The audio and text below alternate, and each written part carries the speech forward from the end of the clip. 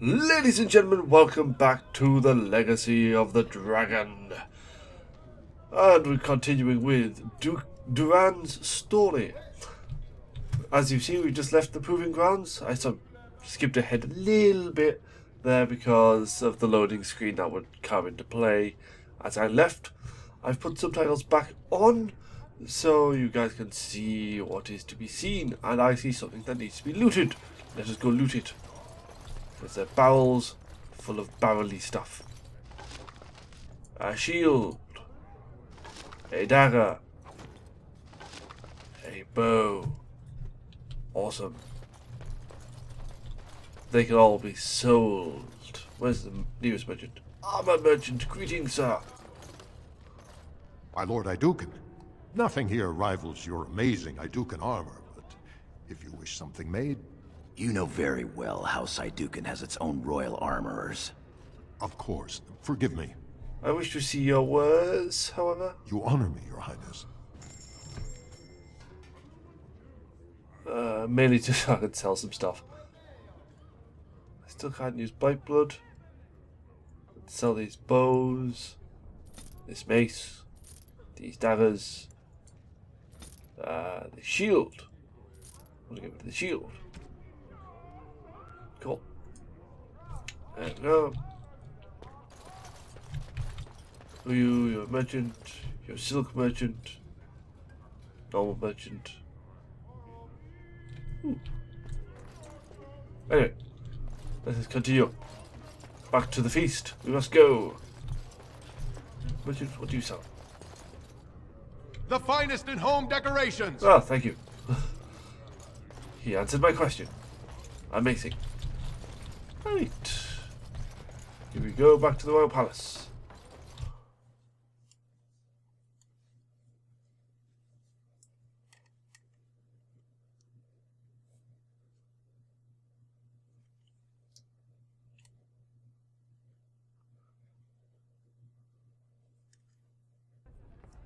Right. Let us go to the saloon room of doom. Let's go. Look, the Grey Wardens are here. The raid tomorrow must be more than a standard mission. The Wardens only go where the Darkspawn are the greatest threats. Yay. Says Duncan. Duncan.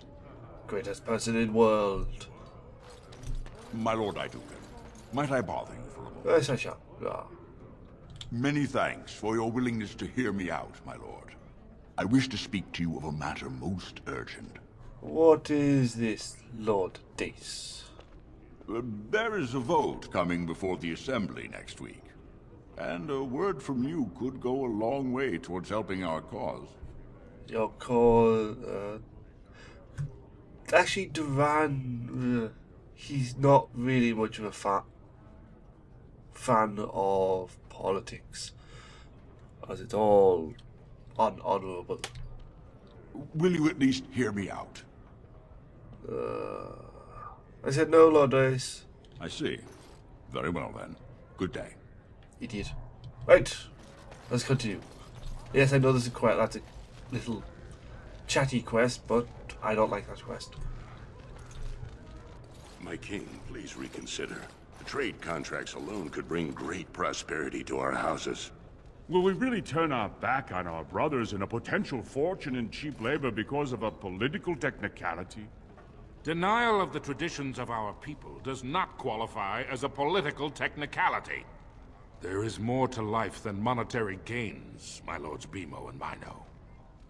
The Assembly of Kal Sharak will respect the rule of Orzammar, or they will rot and die alone, surrounded by enemies. Yes, my king. But look, we have company to spare us further wrangling. Atrast Vala, my son. How fine you look in your great-grandfather's armor. I hear you were declared champion of the Provings. I suppose you were never one to sit by when something exciting was going on. Are you ready to be presented to the heads of the noble houses? Indeed I am. And this is a bit that I actually love. You know, I did get to this point in the previous set of recordings before they screwed up completely. So it's not completely blind, thankfully. Of course, Father. So dutiful. Very well, let us begin. Lords, ladies, grant me a moment of your time.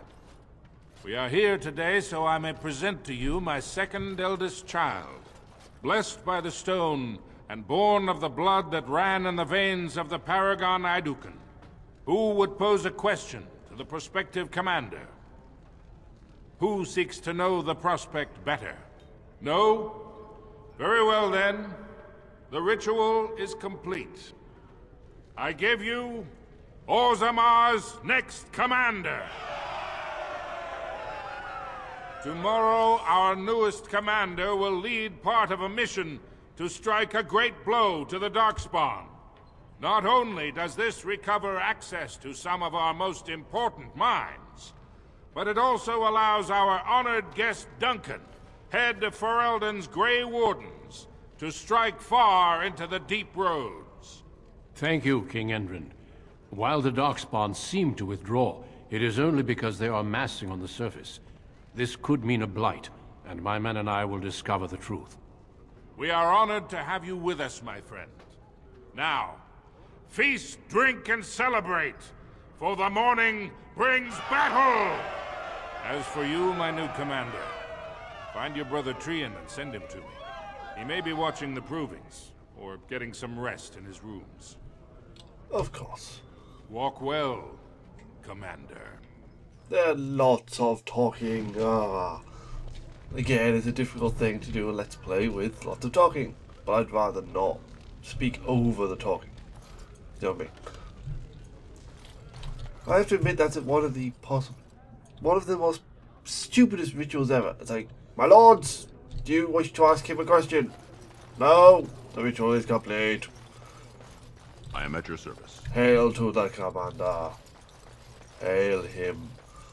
Yes, so we are now a commander. Yes, Commander Duran. Sort of. Now this is the point where he now takes over the Zerg and just whomps over everything. What the father's room? Trian's room. Walk into a wall, why don't you do that? Royal Guard. Hello, Royal Guard. Knock knock. Hello. So you're a commander now, in name at least. Shouldn't you be attending our King Father? Of course, but so should you. You are his son as well, you know. Of course he does. We must discuss strategy before tomorrow's battle. Balin, stay here and stroke the new commander's conceit if you like. But then get to bed. All day I've put up with that. He can really grate on the nerves. I agree. And what I'm going to tell you next won't make you any more fond of him. You sound serious, Balin. Unfortunately, I am. Trian has begun to move against you. I never thought his much-proclaimed honor would allow him to actually act on his jealousy. Big brother, Trian is going to try to kill you. He recognized me as a threat. Good. He fears what you are becoming, in the eyes of the people and the Assembly. Trian's the named prince, but only the Assembly can proclaim a king. It would be unusual for the Assembly to ignore the king's choice, but it does happen. The founder of House Bimo became a paragon and king in one move from the Assembly, and he was a commoner. That was an extraordinary case, but at least a half-dozen times the Assembly named a lesser family member, or even someone from another house, as king. Usually, it's the popular younger brother of an undesirable prince. Interesting. So, Tyrion wants me gone because I will become king.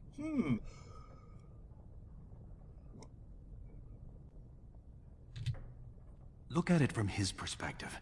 You're more personable than he's ever been. You entered the provings held in your own honor just for glory and to please the crowds. If you win glory against the Darkspawn tomorrow, it will only strengthen the case for you as the next heir. Trian fears father will replace him on the spot. If not, the Assembly will surely turn against him when father dies. You know his pride will never allow him to step aside. then he needs to die. I'm afraid I must agree with you. Tomorrow's battle is the time to do it. I'll find out the rendezvous and buy you the time to do what must be done. I'm taking your place as Father's second, so I'll be at hand tomorrow. For now, try to get some sleep. May the Paragon smile down on you.